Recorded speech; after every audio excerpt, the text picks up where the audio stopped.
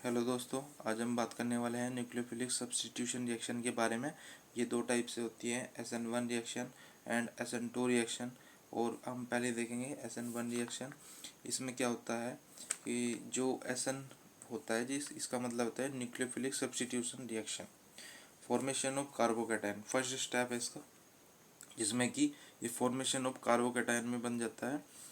और दूसरा क्या है कि attack of nucleophilic on carbocation. मतलब कि जो पहला है स्टेप इसमें, वो कार्बोकैटायन की फॉर्मेशन होगी, उसके बाद में न्यूक्लियोफिलिक इस पर अटैक कर देता है। और इसमें नॉर्मल जो रिएक्शन है वो ये है कि जो हमारा टर्सरी कार्बन है Br से जुड़ा हुआ है, प्लस इसमें एक्वस KH की रिएक्शन कर देते हैं, तो OH इससे अटैच हो जाता है और Br निकल जाता है। इसका मैकेनिज्म देखते हैं।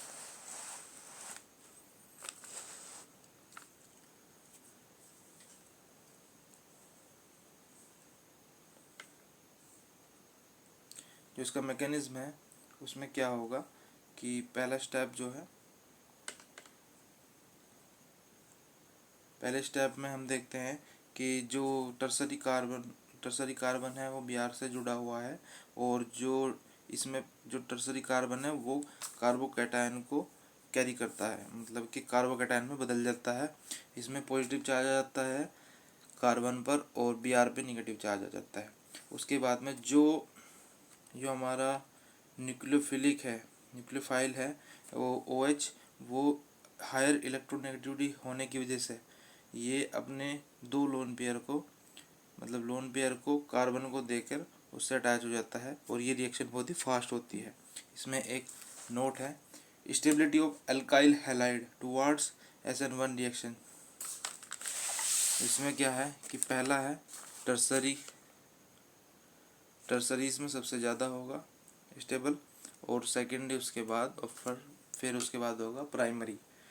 वो क्यों होगा? Due to the formation of most stable tertiary carbon, क्योंकि जो टर्सरी कार्बन होता है वो ज़्यादा स्टेबल होता है, इसलिए उसकी स्टेबिलिटी भी ज़्यादा होगी एल्काइल हैलाइड की। अब देखते हैं SN2 रिएक्शन। SN2 रिएक्शन की में पहला है फॉर्मेशन ऑफ ट्रांजिशन स्टेट। इसमें क्या होगा कि जब इस मतलब कि जब ये कार्बन ट्रांजिशन स्टेट में चला जाता है, और दूसरा है इन्वर्जन ऑफ कॉन्फ़िगरेशन, मतलब कि इसकी पोजीशन चेंज हो जाती है। पहला है जब इसमें कि जो कार्बन है हमारा वो ट्रांजिशन स्टेट में जाएगा, और ट्रांजिशन स्टेट वो स्टेट होती है जिसमें कि अदर जो एटम है वो अटैच हो जाए, वो पोजीशन चेंज कर सकता है। अब इसमें क्या होगा, जब ये ट्रांजिशन स्टेट में आता है तो OH जो है इस पर धीरे से अटैक कर देता है और इसमें बाउंड हो जाता है due to donating the lone pair, और फिर उसके बाद इसका इन्वर्जन हो जाता है। और इसमें क्वेश्चन है, कुछ क्वेश्चन है इसमें। Reactivity of alkyl halide towards SN1 reaction. तो जो इसमें होगा कि रिएक्टिविटी एल्काइल हैलाइड की जो होगी वो प्राइमरी की ज़्यादा होगी, सेकेंडरी की उसके बाद फिर टर्सरी की, क्योंकि जो स्टेरिक हिंड्रेंस है, स्टेरिक हिंड्रेंस की वजह से, क्योंकि जो टर्सरी है उसमें जो स्टेरिक हिंड्रेंस है वो ज़्यादा होगा।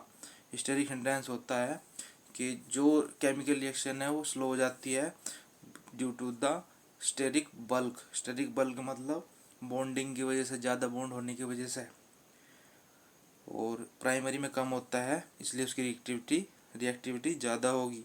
और लेस स्टेबल, क्योंकि वो स्टेबल भी कम होता है। जितनी कम स्टेबिलिटी होगी उतनी ही ज़्यादा रिएक्टिविटी होगी। अब हम दो नोट और पढ़ेंगे इसके। इसमें क्या है कि tertiary alkyl halide does not give SN2 reaction. जो टर्सरी अल्काइल हैलाइड होता है वो SN2 रिएक्शन नहीं दे सकता। वो क्यों नहीं दे सकता? क्योंकि एक तो उस पर स्टेरिक हिंड्रेंस ज़्यादा होता है। स्टेरिक हिंड्रेंस तो ज़्यादा होगा तो वो ट्रांजिशन स्टेट में नहीं जा पाएगा और न्यूक्लियोफिलिक उस पर अटैक नहीं कर पाएगा। और एक नोट है कि जो प्राइमरी अल्काइल हैलाइड है वो does not give SN1 reaction. जो प्राइमरी अल्काइल हैलाइड है वो SN1 रिएक्शन नहीं दे सकता। क्यों नहीं दे सकता? क्योंकि स्टेबिलिटी उसकी बहुत ही कम होती है प्राइमरी कार्बोकैटायन की। Thank you. जो प्राइमरी कार्बोकैटायन है उसकी स्टेबिलिटी बहुत कम होती है इसलिए। Thank you.